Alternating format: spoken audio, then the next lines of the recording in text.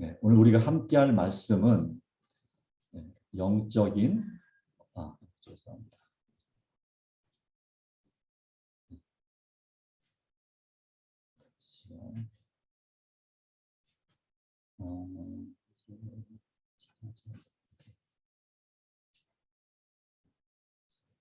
영적 어른이 되는 비결에 대해서 함께 하나님의 은혜를 나눠보자 합니다.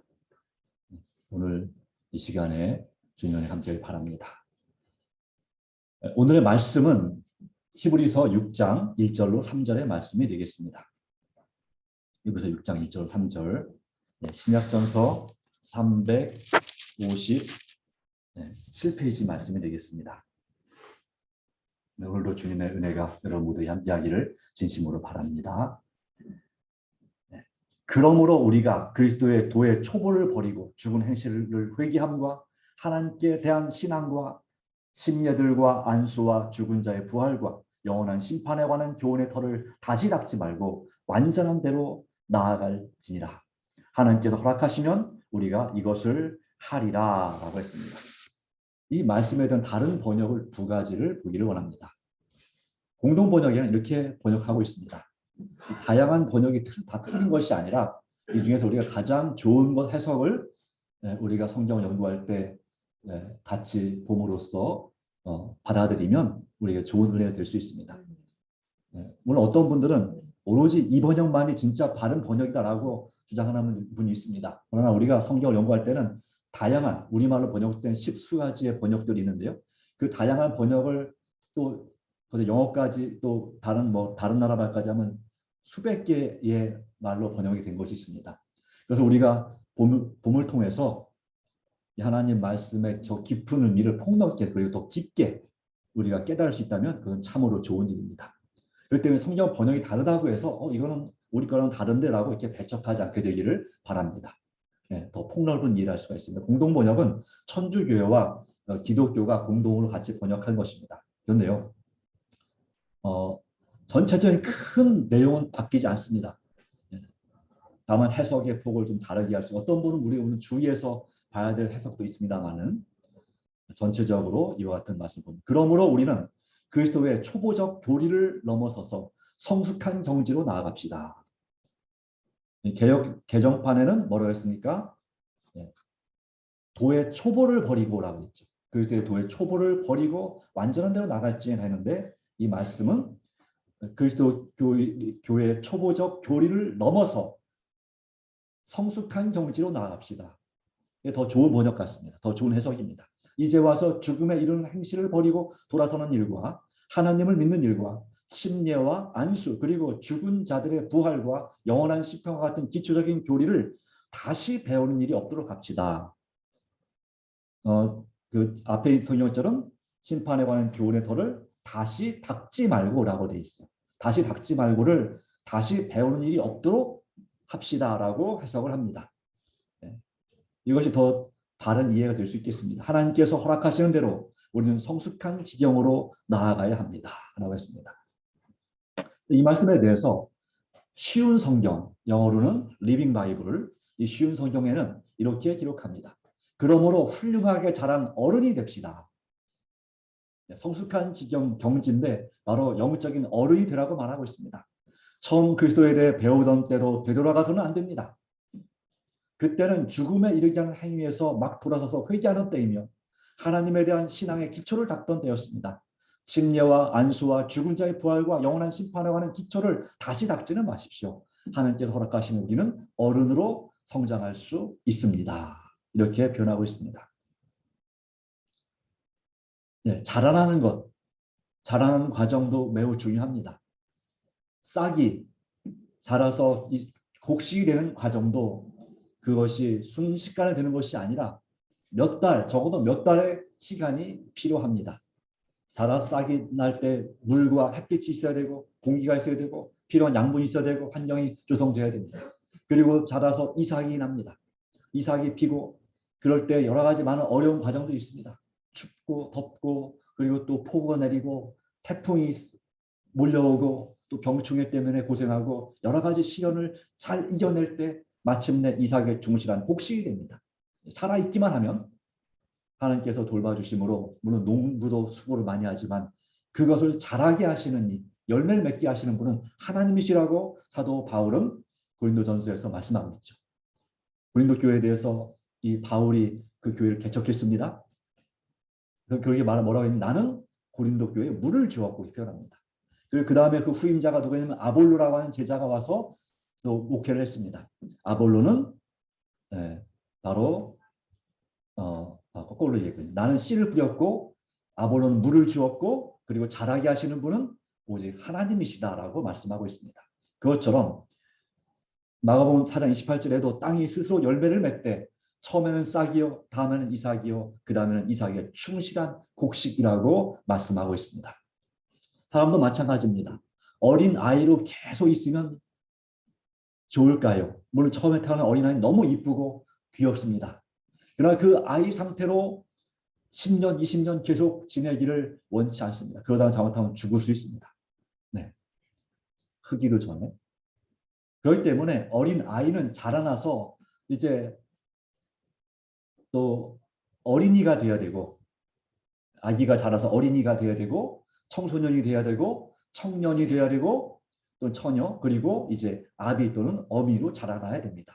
꼭 결혼하지 않는다 할지라도 적어도 어른이 돼야 합니다. 예, 자식이 없다 할지라도 어른답게 사는 사람이 돼야 합니다. 바로 그런 과정이 필요합니다. 성경에서 영적인 노인은 없습니다. 세상에서는 노인이 있지만 그냥 어른입니다. 다 장년이든 노인이든 다 어른으로 말하고 있습니다. 요한일서 2장 14절 말씀 가운데 이렇게 기록하고 있습니다. 세 가지 호칭이 있습니다. 보십시오. 아이들아 내가 너에게 쓴 것은 너희가 아버지를 알았으니요. 그랬죠? 그 다음에 뭐라 했습니까? 아비들아 내가 너에게 쓴 것은 너희가 태초부터 계신 줄 알았으니요. 그리고 누구라 말합니까? 청년들아 내가 너에게 쓴 것은 너희가 강하고 하나님 말씀이 너희 안에 거하시며 너희가 흉악한 자를 이겼습니다 라고 말씀하고 있습니다. 그러니까 이 말씀 이 사도 요한이 제자들에게 그 섬기는 교회 교우들에게 하시는 말씀 가운데서 이것은 바로 육적인 아이 그리고 또 청년 어른만 말씀하는 것이 아니라 무엇을 말씀하는 것입니까? 네, 영적으로 신앙적으로 성숙한 그런 성숙해가는 아이, 청년 또 아비 또는 어미의 그 단계를 말씀하고 있는 것입니다. 우리는 주님 안에서 자라나는 그리스도인이 되어야 됩니다. 먼저 어린 영적인 아이로서는 아버지를 알아야 됩니다. 나를 구원하시고 나를 사랑하시는 하나님 아버지를 알아야 됩니다.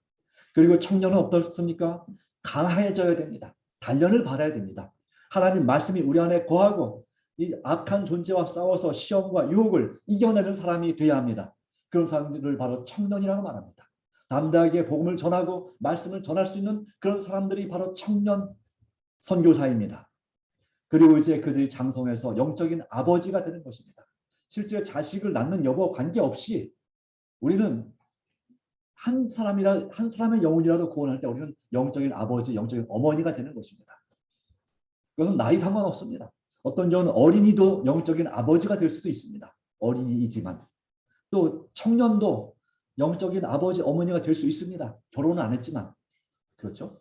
또 당연히 어른은 역시 그래야 됩니다. 그런데 분명히 신앙생활을 오래 한 사람인데도 불구하고 여전히 영적인 아이 수준이 있다면 그건 얼마나 하나님께서 볼 때 가슴 아프실까 하는 것입니다. 젖이나 먹는 사람이 되어서는 안 된다. 즉 육적인 신자로서만 만족해서는 안 된다. 이 초보적인 신앙 바로 이게 집사님, 장로님이 됐음에도 불구하고 여전히 초신자 같은 그런 생활 습관과 신앙을 가져서는 안 된다는 사실을 말씀하고 있는 것입니다. 우리는 주님 안에서 정말 아버지, 어머니들이 그 자식들을 섬기는 것처럼 그렇게 영적인 아버지, 어머니로서 성도를 섬기고 교우를 섬기고 이웃을 섬기는 사람들이 되어야 될 줄로 믿습니다. 하나님께서 도와주실 때 귀중한 은혜가 있기를 간절히 바랍니다. 자, 영적인 신자의 변화된 모습. 원래 이게 아니에요. 제가 중간에 그렇다면은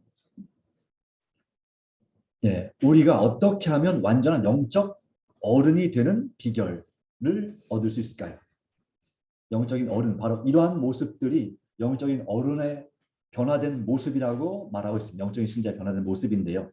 자, 먼저는 이러한 모습이 되기 위해서는 첫 번째는 우리는 초보적인 교리를 넘어서야 합니다. 초보적인 교리를 넘어섭시다. 버리다, 떠나다 말했지만 여기에 이 먼저 좀 전에 읽었던 성경 말씀 바로 이 말씀 처음으로 갈게요. 네. 6가지가 있습니다. 그리스도의 도의 초보를 버리고 있는데 도의 초보가 무엇이냐? 그 다음 말은 6가지입니다. 첫 번째는 죽은 행실입니다. 행실 회개함입니다. 두 번째는 하나님께 대한 신앙입니다. 세 번째는 침례들입니다. 침례라고 하는 침례들로 말합니다. 또 안수, 또 죽은 자의 부활, 마지막 6번째는 영원한 심판에 관한 그 교훈. 이것이 바로 6가지의 아주 중요한 기본적인 교리고 원칙입니다. 바로 이것을 다시 배우는 일이 없도록 해야 된다라고 하는 것입니다. 어렸을 때부터 영적인 신앙을 처음 시작할 때부터 이 6가지의 기본적인 것을 확실히 배우고 깨우쳐야 된다는 사실을 말씀하고 있습니다. 하나씩 살펴보도록 하겠습니다. 죽음에 이르는 행실을 회개하라 말씀하십니다. 자, 무엇이 죽음에 이르게 할까요? 바로 우리의 죄인, 우리는 허물과 죄로 우리가 짓는 죄가 우리를 죽음에 이르게 하는 것입니다. 그러므로 허물과 죄로 주인은 죽어 있습니다. 그렇기 때문에 우리는 그것을 벗어 버려야 되는 것입니다. 그리스도인이 되기 전에는 이런 것들을 벗어 버려야 한다는 것을 알고 있습니다. 히브리서 9장 14절 말씀 가운데 하물며 영원하신 성령으로 말미암아 흠없는 자기를 하나님께 드리신 그리스도의 피가 어찌 너희 양심을 죽은 행실에서 거룩하게 깨끗하게 하고 살아계신 하나님을 섬기게 하지 못하겠느냐고 말씀하고 있습니다. 그러므로 우리는 우리의 이 죄된 습관, 아무리 오래되었다 할지라도 불구하고 그것에 대해서 진심으로 회개해야 됩니다. 이 회개함이라는 단어가 헬라어로 마음의 변화라는 뜻을 가진 메타노이아라고 합니다. 진실로 회개하는 자는 자기의 과거의 행위를 평가하며 도덕적인 저울을 달아보고 모든 무가치한 동기나 행위와 인연을 끊으며 하나님의 은혜로서 옛날의 육적인 마음을 그리스도의 마음과 바꾸는 것입니다. 자기 마음을 새롭게 함으로 변화돼야 되는 것입니다. 그런데 많은 사람들이 안타깝지만 깊은 회개를 죽음에 이른 행실을 회개한다고 하면서 말로는 회개하고 그 당시는 회개한 것 같은데 그 다음에 뭐가 안 바뀌는 것입니까? 생활이 바뀌지 않는 것입니다. 생활의 변화가 일어나지 않으면 그 죄된 습관이 바뀌지 않으면 그것은 진정한 회개가 아닙니다. 진짜 회개하는 사람은 어떨까요? 네, 오늘 이제 교회차를 운행하면서 가는데 바로 존 뉴턴이라는 사람의 이야기를 그렇게 그 방송에 한 설교자가 얘기를 하더라고요. 네, 잠깐 말씀을 드린다면 이 존 뉴턴은 원래 부모님은 아주 신실한 기독교인입니다. 감리교인입니다. 그런데 이제 배를 타기 시작했습니다. 그러면서 어긋나기 시작했습니다. 상적으로 살기 시작했습니다. 분명히 부모님은 그걸 위해서 간절히 기도하고 계시지만 그는 뱃사람이 됐다가 나중에 뭐가 되는 노예선, 아프리카에서 흑인들을 실어다가 유럽으로 팔고 또 아메리카로 파는 노예선의 선장이 됐습니다. 그 노예선 들어오셨지만 이게 선반이 있어요. 그 안에 가면 이제 각 층마다 선반이 쫙 마치 그 책꽂이처럼 이렇게 선반 이렇게 쫙 있는 선반인데 선반이 사실 침대예요. 2층, 3층, 4층으로 돼 있어요. 거기다 사람들을 퇴사소로 묶어가지고 차곡차곡 다 눕히는 거예요. 그리고 그 상태로 한 달 이상을 여행을 하는 거죠. 그러니까 어떻게 될까요? 그래서 꼼짝없이 그 안에서 대소변과 먹고 마시는 걸 다 해결해야 되는 것입니다. 그러니까 맨 위에 사람은 그나마 낫겠지만 그 맨 밑에 사람은 어떻게 되겠습니까? 완전히 들어가면 진짜 코를 줘야만 될 만한 그런 상황. 또 어떤 곳은 낮은 곳은 물이 또 침수가 돼갖고 그냥 물에 빠져 죽는 상태. 하여튼 그냥 말 그대로 노예는 인권이 없는 것입니다. 그 고대로부터 그랬습니다. 로마 시대에도 노예는 사람이 아니다 하는 글이 많이 나옵니다. 마치 짐승처럼 그렇게 그 배의 노예서의 수용이 되어서 몇 달 더 가다가 병들면 그냥 죽거나 그러면 다 발에 던져버리고 나머지만 데리고 가는데 그러니까 거의 절반 이상이 가다가 죽는 것이에요. 절반 보통 3분의 1만 겨우 살아서 이제 도착하면 죽도록 이제 노예 생활을 하는 거죠. 바로 그 노예선의 선장으로 오랫동안 일을 했습니다. 그러다가 어느 날 엄청난 폭풍우를 만나게 됐습니다. 배가 깨어지고 죽게 되는 위험에 처하게 됐습니다. 그 전까지 그런 폭풍을 만나지 않은 것이 아니지만 그날따라 그에게 그것이 아주 크게 다가왔습니다. 그래서 그가 이러다 정말 죽을 수 있겠다는 생각이 들어서 하나님 앞에 간절히 기도하기 시작한 하나님 제발 좀 살려주십시오. 그동안 제가 이 노예선과 이 노예들과 그리고 이 선원들에게 함부로 대했던 것들 그 제가 지은 각종 부정한 죄들을 정말 진심으로 회개하니 용서해 주시고 정말 저를 살려주시면 제가 주님의 종으로 살겠습니다라고 간절히 기도했습니다. 네.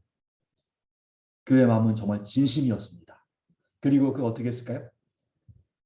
마침 하나님의 은혜로 폭풍우에서 살아남게 되었고 그가 그 고향 나라인 영국에 무사히 도착하게 됐습니다.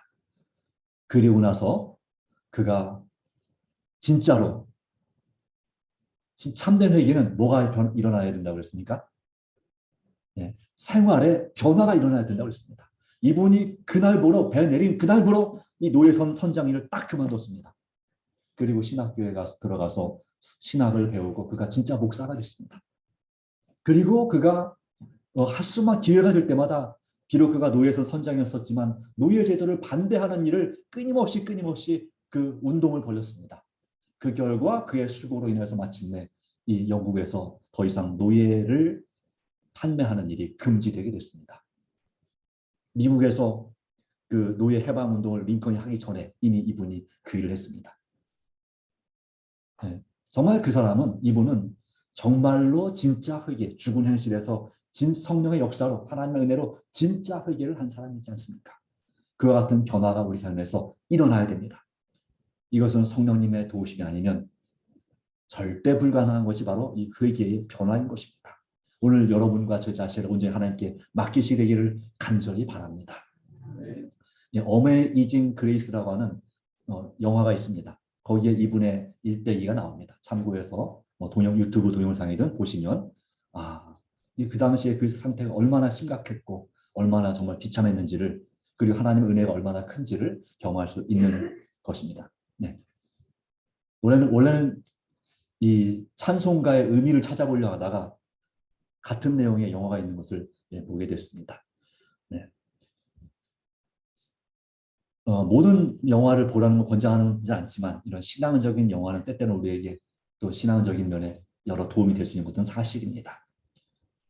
그러므로 우리는 이 죽은 행실을 참으로 회개하는 사람이 되어야 되고 다시 그 회개를 또 반복하는 그런 습관으로 돌아가는 일이 되어서는 안 된다는 사실을 말씀하고 있습니다.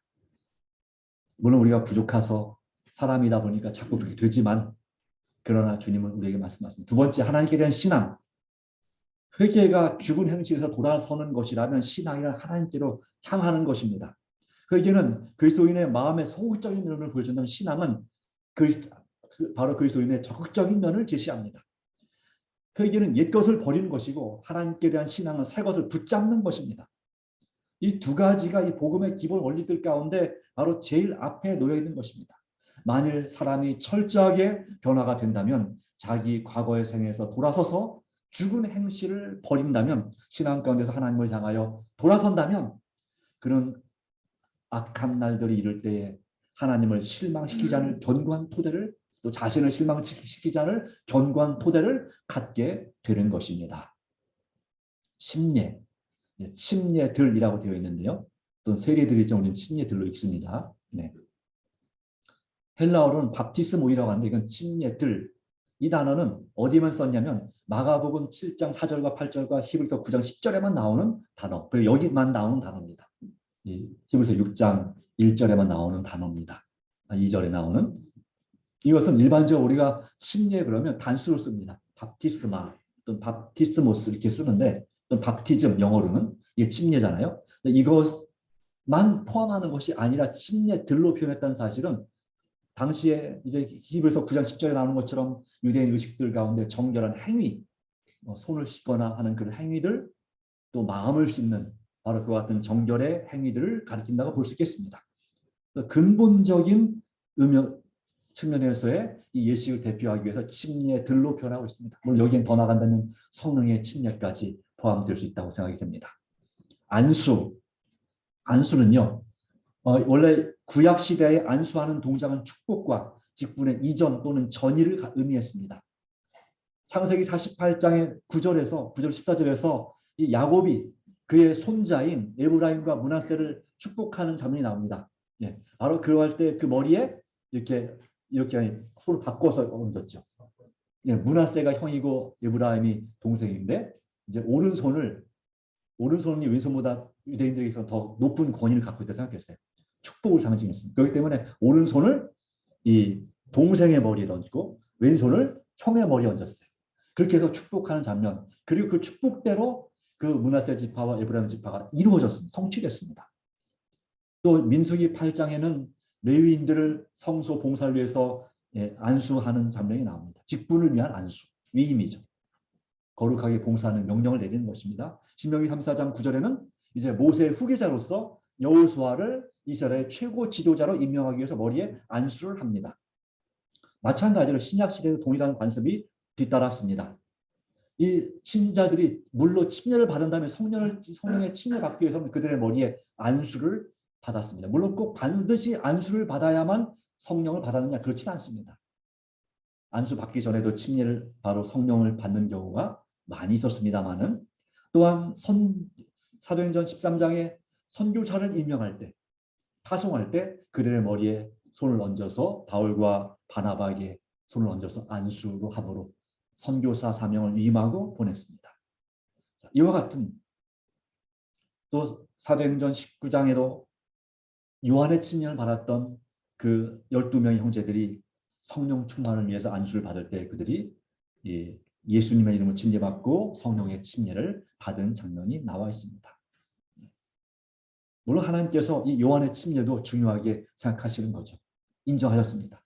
그러나 새로운 진리를 깨닫게 될 때 다시 재침례를 받는 것은 매우 중요한 그런 성령의 관습이 되겠습니다.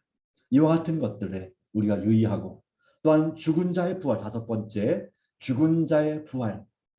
고린도전서 15장 17절 18절에는 그리스도께서 다시 살아나신 것이 없으면 너희 믿음도 헛되고 너희가 여전히 죄 가운데 있을 것이요 또한 그리스도 안에서 잠자는 자들도 망하였으리라고 말씀하고 있습니다. 부활이 없다면, 예수님께서 다시 살아나지 못하셨다면 죽은 자의 부활도 없음을 말씀하고 있습니다. 그리고 그리스도인들은 가장 불쌍한 사람들이 될 것입니다. 그렇기 때문에 이 초대 교회 신앙에 있어서 가장 중요한 것 중에 하나는 바로 그리스도의 십자가의 죽으심과 동시에 뭐였습니까? 부활이었습니다. 다시 살아나심.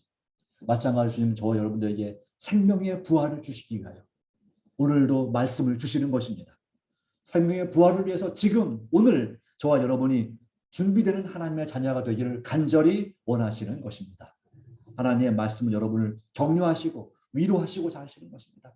우리에게 죽어도 소망을 갖게 하고자 하는 것입니다. 뿐만 아니라 이 땅에서 살아있는 동안에 우리가 하나님의 음성을 들음으로 내 영적인 부활을 체험해야 되는 것입니다.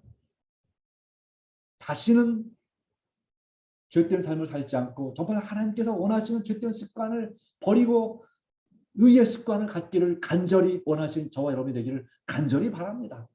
하나님께서는 여러분들의 영혼이 건강하게 되길 원하십니다. 그리고 바른 신, 오직 하나님만을 바라보고 살기를 간절히 원하십니다.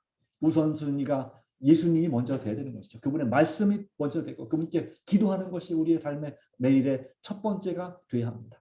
주님은 우리의 마음이 건강하게 원하십니다. 때때로 우리는 우리 마음속에 스트레스를 참 많이 받고 그것을 관리하기 어렵습니다. 이상하게 누군가가 믿고 서운하고 하여튼 마음이 괴롭습니다. 그런데 우리가 예수님을 생각한다면, 나 같은 죄인도 살리시고 용서하신 예수님을 생각한다면 우리는 그 형제를 용서할 수 있고 내 마음을 다스릴 수 있습니다. 내 마음의 분노와 걱정과 근심을 온전히 주님께 맡기시기 바랍니다. 주님은 여러분의 모든 그 짐들을 다 맡아주시려고 하십니다. 그리고 그분이 주시는 영광과 은혜를 나눠주시기 원하십니다. 건강, 몸에 있어서 하나님은 여러분들이 건강한 삶을 살기 원하십니다. 몸이 건강한 삶을 살기 원하십니다. 그런데도 불구하고 우리가 내 몸에 해로운 것을 먹는다면, 또 아무리 건강에 좋은 음식이라도 잘못된 방법으로 요리된 음식을 먹는다면 하나님께서 그것은 기뻐하는 건지 아닐 것입니다. 그리고 마시는 것도 마찬가지입니다. 제일 좋은 마실 것은 깨끗한 물입니다. 너무 차갑다면 안 되겠고, 너무 차가운 것도 좋지 않고요. 너무 뜨거운 것도 좋지 않습니다. 미지근하거나 좀 시원한 물이 제일 좋습니다. 너무 춥다면 좀 따뜻하게 드실 필요는 있겠지만, 아까 우리 집사님이 말씀하셨는데 차도 그렇게 좋진 않다. 네. 물론 그것에 대해서 다 동의는 안 하시겠지만, 그래도 가능하면 건강에 좋은 그런 습관을 따르는 것은 주께 원하시는 것입니다. 마찬가지로 이 마시는 것 중에 제일 나쁜 마시는 것은 바로 뭐냐면, 네, 뭘 것 같습니까? 네, 죄송하지만 말씀 안 드리겠습니다. 그러나 그것이 우리가 제일 좋아하는 것들입니다. 많은 교인들이 좋아하는 것인데 그것이 내 몸에서 수분을 배출합니다. 그것도 먹으려면 적당히 마셔야지 너무 많이 드시면 잠도 안 오고요. 또 심장도 뛰고요. 하여튼 여러 가지 많이 좋지 않습니다. 예, 바로 그런 것들이 물론 뭐 약간의 도움이 된다고 하지만 그러나 특별히 건강이 안 좋으신 분들은 이것은 절대적으로 끊어야 되는 것입니다. 죄송하지만 건강이 그나마 괜찮은 분들은 모르겠으나 그런데 우리가 알면서도 못 끊는 이유가 있습니다. 이게 아주 매력적이거든요. 아주 맛이 내 입맛에 딱 맞거든요. 중독성이 있어요. 이게 중독성 있는 기호식품은 하나님께서 우리에게 자제할 걸 말씀하십니다.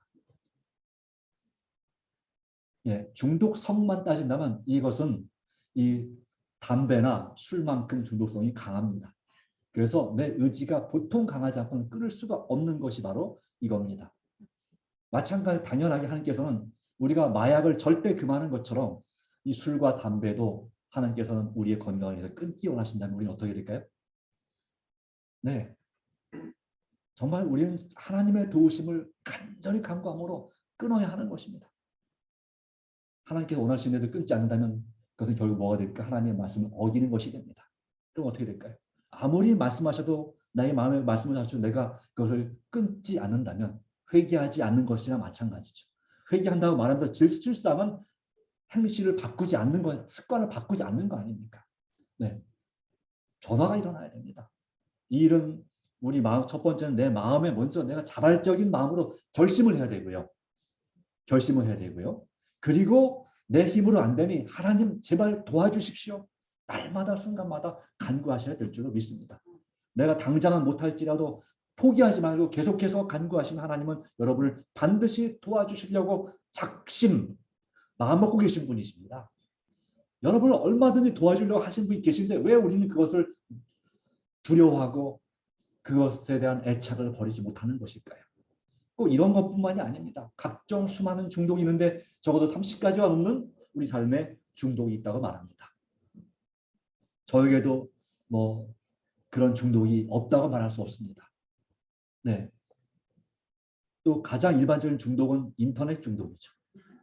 핸드폰을 가지고 보는 유튜브 동영상, 또 인터넷, 뭐 TV도 있지만 바로 그런 것도 우리의 마음을 많이 빼앗는 것들이 합니다.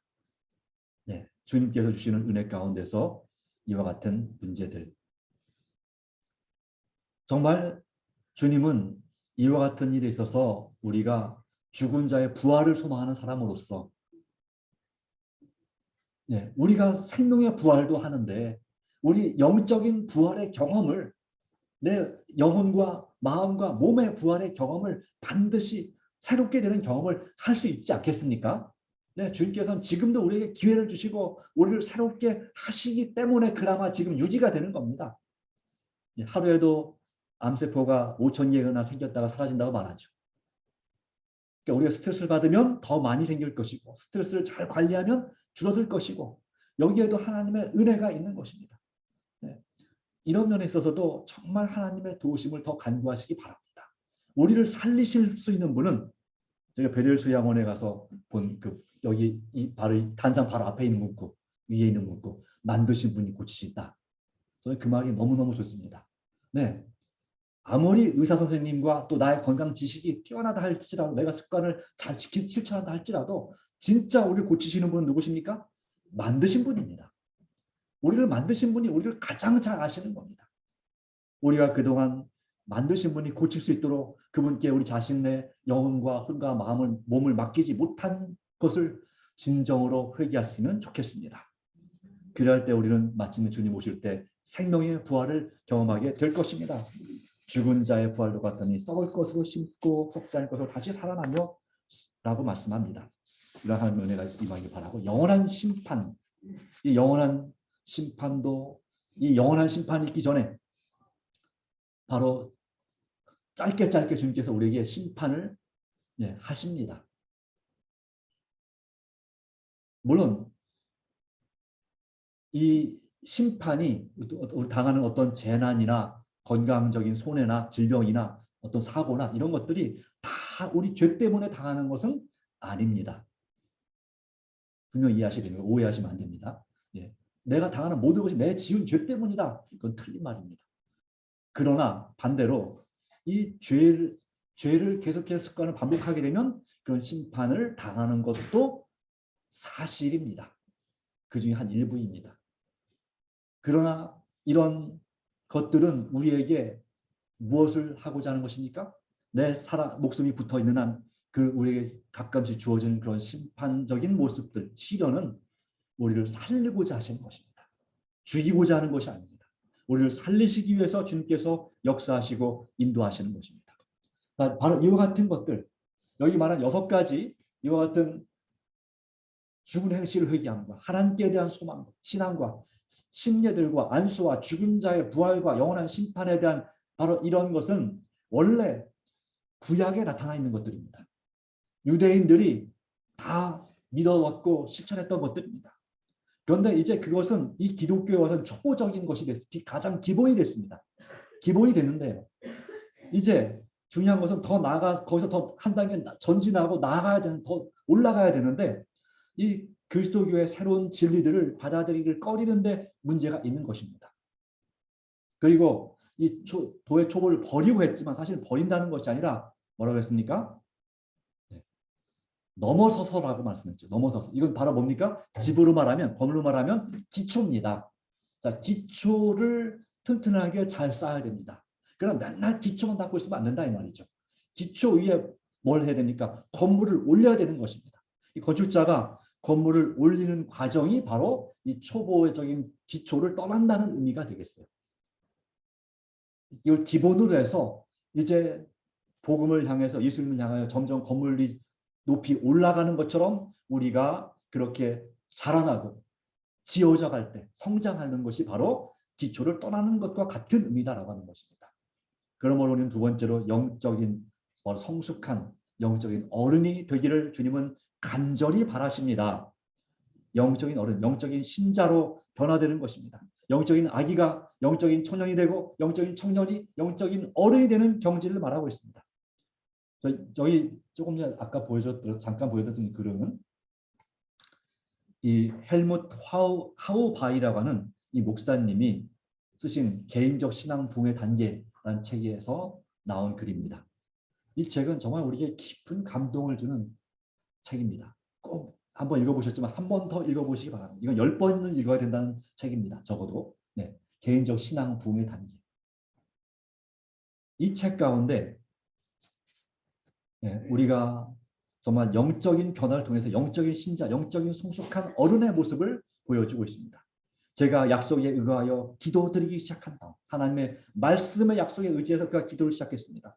하나님과 저의 관계는 보다 밀접하게 되었고 예수님은 제게 더 친밀하고 위대한 분이 되었습니다. 제 삶에서 다음과 같은 변화가 실제로 일어나는 것으로 저의 주장을 뒷받침할 수 있습니다. 성경을 읽을 때 자주 새로운 깨우침을 받습니다. 유혹과의 투쟁에서 늘 승리를 경험합니다. 개인의 헌신 기도는 저에게 더욱 귀중한 시간이 되었고 제게 즐거움을 가져다 줍니다. 기도의 응답을 받는 빈도가 높아졌습니다. 제 삶은 기쁨이 넘치고 말씀을 전할 때 제게 담대함이 생겼습니다. 저는 대인관계에서 더 부침성 있는 사람이 되었습니다.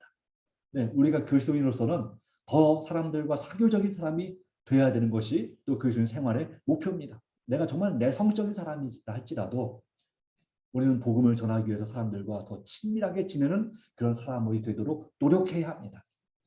책을 보고 또 그런 더 사교적인 사람들과 자꾸 접하면서 친하게 지내면서 그 사교성을 배우고 내 삶에서 실천하는 경험이 매우 중요합니다. 성령님의 역사로 일이 더 쉽게 가능하게 되는 것입니다. 저는 하나님의 은혜로 행복한 삶을 살며 하나님의 보호하심을 느낍니다. 시련을 당할 때 주님께서 경이로운 방법으로 저를 붙들어 주시고 저의 속사람을 강건케 해주십니다. 주님께서는 저에게 새로운 영적 선물도 더 주셨습니다. 저는 남을 비평하지 않습니다. 비판적인 말을 들으면 마음이 불편해집니다. 여러분, 육적인 신자들은요, 남을 비평하는 것이 일상적인 일입니다. 습관입니다. 남에게 내가 싫은 소리, 좋지 않은 걸 얘기하는 것이 자연스러운 것이 바로 이 변화되지 않은 사람의 모습입니다. 영적인 아기의 모습입니다. 그러나 영적인 아버지, 어머니가 된다는 사실은 그런 사람들을 비평하는 대신에 도리어 이야기를 최대한 들어주고 감싸주는, 사랑으로 감싸주는 바로 그런 일을 하는 것입니다. 이 변화는 저도 모르는 사이에 일어났습니다. 매일 성령의 약속을 토대로 성령을 구하기 시작한 지 얼마 안 있다가 이런 변화가 일어나고 있음을 알았습니다. 그때 이후로 저는 수고스럽고 힘들었던 저의 신앙생활이 전혀 새로운 경험으로 변했습니다. 요즘 저는 늘 기쁨과 권능을 경험하며 삽니다. 이런 신앙을 하고 싶지 않으십니까? 별로 원치 않습니까? 네, 정말 이런 신앙생활, 이런 변화된 삶을 살기를 간절히 원합니다. 하나님께서 허락하시면 우리는 어른으로 성장할 수 있습니다. 베드로후서 1장 4절 말씀 가운데 보배롭고 지극히 큰 약속을 우리에게 주셨다라고 말씀합니다. 백문이 불여일견이란 말이 있습니다. 100번 듣는 것보다 한 번 보는 게 낫다. 근데 이 한비야, 걸어서 세상 밖으로 또는 걸어서 지구 세 바퀴반 이런 세계 여행을 하면서 봉사를 지금도 열심히 하고 있는 이 한비야라고 하는 유명한 그런 사람이 있습니다. 한 번쯤은 들어보신 이름이죠. 그런데 이렇게 말했어요. 우리는 백문이 불여일견이라는 말을 많이 쓰지만 중국에서는 백견이 불여일행이라는 말을 훨씬 더 많이 쓴다. 100번 보는 것보다 한 번 실천하는 것이 훨씬 더 낫다 이 말이죠. 그 100번 보는 것이 한 번 실천하는 것을 못 따라간다. 그게 미치지 못한다. 그러니까 백문이 불여일견. 100번 듣는 것보다 한 번 보는 게 낫고 100번 보는 것보다 한 번 실천하는 것이 더 낫다라는 말이 전적으로 동의한다. 일단 한번 해보시라니까요. 말씀했어요. 이분이 이제 64살이 넘으셨는데 네, 60살 넘어서 결혼했더라고요. 초혼. 네. 어쨌든 이분은 지금도 도전적인 삶을 살아가고 있습니다. 네. 우리가 중요한 것은 주님 안에서 일단 한번 해보는 것입니다. 실천하는 것입니다. 기도하기를 실천하시고 말씀을 묵상하기를 실천하시기를 간절히 바랍니다. 예, 약속의 날마다 새롭게 성령을 받기 위한 약속을 주장해 드리는 모델 기도가 있습니다. 언제 한번 나눠드린 적이 있습니다. 올해 초에도 나눠드렸고요. 그 중에 첫 번째 분을 소개합니다. 하늘에 계신 우리 아버지, 우리 구주 예수님의 이름을 의지하여 아버지께로 갑니다. 주의 말씀에 잠언 23장 26절에 내 마음을 내게 주며라 하셨습니다. 지금 제 마음을 주님께 드립니다. 그리고 저의 모든 소유와 저의 전 존재를 주님께 드리겠습니다. 제 기도에 이미 응답해 주신 것을 믿고 감사드립니다. 왜냐하면 성경 말씀에 우리가 주의 뜻대로 구하면 주께서 들으시고 우리가 구한 것은 이미 얻은 줄 알라고 요한일서 5장 14, 15절에 말씀하셨기 때문입니다. 또한 요한복음 6장 30절에 예수님이 말씀하시기를 주님께 나온 자를 결코 내쫓지 않겠다고 하셨기 때문입니다. 저는 이 기도를 매일같이 영어로 읽습니다. 읽으면서 기도합니다. 여기 영어로 된 버전이 있습니다.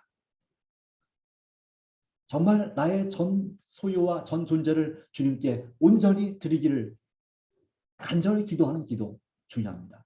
그렇게 맡긴 다음에 필요한 것이 바로 뭐냐면 성령 충만을 위한 기도입니다. 예수께서 말씀하시기를 누가복음 11장 13절에 너희가 악할지라도 좋은 것을 자식에게 줄 줄 알거든 하물며 너희 하늘 아버지께서 구하는 자에게 성령을 주시지 않겠느냐고 하셨습니다. 그리고 주님의 약속에 의하면 요한복음 7장 38, 39절에 예수님을 믿는 자들과 그리고 사도행전 5장 32절에 하나님께 순종하는 자들과 에베소서 5장 18절에 성령으로 새로운 받는 자들과 갈라디아서 5장 16절에 성령을 따라 행하는 자들에게 성령을 주시겠다고 하셨습니다. 저에게 이 약속이 성취되기를 소원합니다. 약속대로 오늘 제게 성령을 부어 주시옵소서. 요한일서 5장 15절에 주님의 뜻을 따라 구했으니 지금 제게 성령을 주셨음을 믿고 감사드립니다. 그리고 여기에 이제 그 성령 충만함과 함께 거룩한 사랑을 나눠주심을 인하여 감사합니다 하는 것이 있고, 그리고 내 자신의 회개를 진정 회개하고 또 내 죄로부터 나를 구원해 주시길 드리는 기도, 또 예수님의 증인으로서 살기를 바라는 기도가 계속해서 이어지고 있습니다. 여러분, 우리는 주님 안에서 영적인 어른이 되기를 주님은 우리에게 오늘 요청하십니다. 어떻게 될 수 있는가? 사도 요한은 이렇게 그의 경험을 했습니다. 정로에게 대한 또 생애비 73페이지에 이와 같이 기록하고 있습니다. 좀 지난 것만 볼게요. 성령의 거듭나게 하는 감화력은 그의 마음을 새롭게 하였다. 그리스도의 사랑의 권능이 그의 품성의 변화를 가져왔다. 이것은 예수님과 연합함으로 생기는 확실한 결과이다. 그리스도께서 마음에 거하시면 사람의 본성이 완전히 변화된다. 정말 주님 이 말씀을 의지해서 이 말씀을 오늘 여러분이 경험하심으로 오늘도 영적인 완전한 어른으로 성장하시게 되고 오직 하나님께 영광을 올려드리는 아름다운 그런 삶, 그런 날이 되시기를 간절히 바라면서 말씀을 드립니다. 하나님께서 함께 하시기 바랍니다.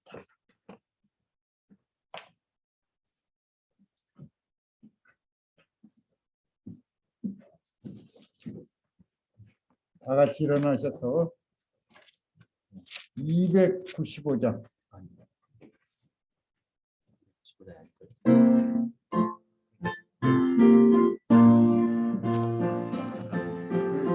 잠깐만요. 잠깐만 중지해 주세요. 예, 295장.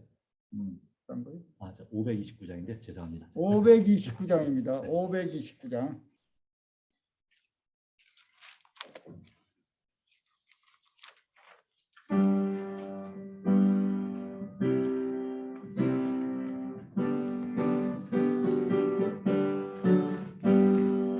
주의 친절한 팔에 안기세 마음이 영원하리니 항상 기쁘고 복이 되겠네 영원하신 팔에 안기세 주의 팔에 영원한 팔에 안기세 영원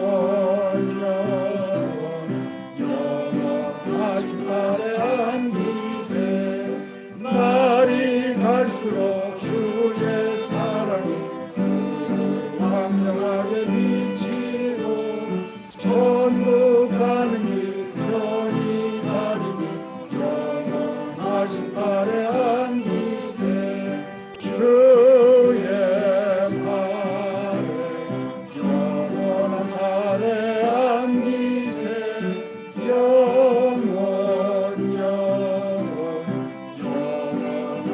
팔에 안기세 주의 보좌로 나아갈 때에 기뻐 찬미 소리 외치고 겁과 두려움 없어지니 영원하신 팔에 안기세 주의 팔에 영원하래 안기세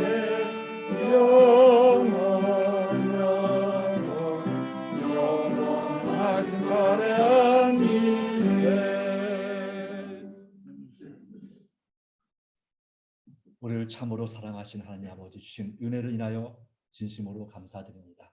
주께서 함께해 주시고 주시는 놀라운 은혜와 섭리가 온전히 함께하기를 간절히 바라고 원합니다. 주님 안에서 우리의 영원하신 팔에 온전히 맡기고 모든 염려를 맡기고 나의 전부를 주님께 맡기게 하시고 성령의 충만한 그러한 감동을 받음으로 인하여 날마다 성장하여 영적인 어른이 되어가는 그리스도인이 되게 하여 주시옵기를 또한 우리의 소원을 만족하게 하시는 예수님의 이름 인하여 간절히 기도드리옵나이다. 아멘.